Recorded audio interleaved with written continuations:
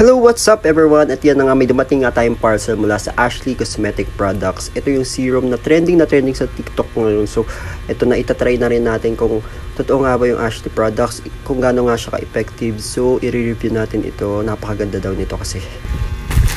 Ayun nga, dumating nga itong Ashley Shine Cosmetic Product.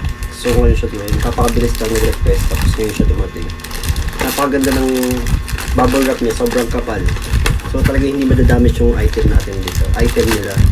So pag nag-order kayo, sobrang safe talaga kasi grabe sila magbalot. So ito yung product.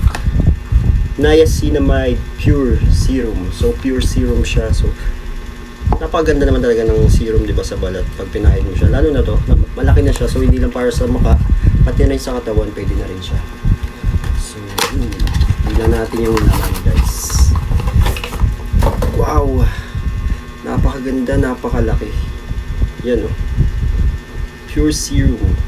So, hindi pa natin siya natin-testing. So, iti-testing pa lang natin siya mga 1 week. Tapos yung gagawa ulit tayo ng video kung gaano kaganda yung Niacinamide Pure Serum from Ashley Shine Cosmetics.